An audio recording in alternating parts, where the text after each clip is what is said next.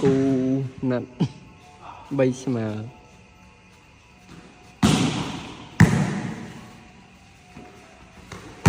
đen trâu là trâu trưng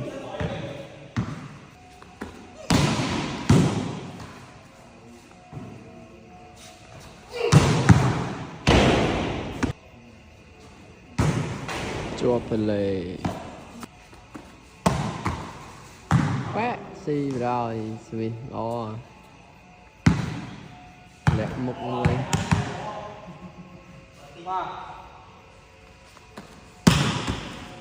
ទៀតពីខបបាទផ្លែលាក់មុខពីពីយូវាយ slow ទៅទៀតហើយយឹតម្ដងចាញ់ដល់ខបទី3ចាញ់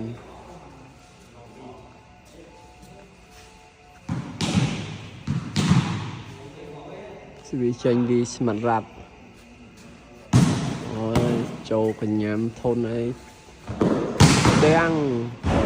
ដាច់បលេដាច់ប៉ាសេដាច់បាំងបាត់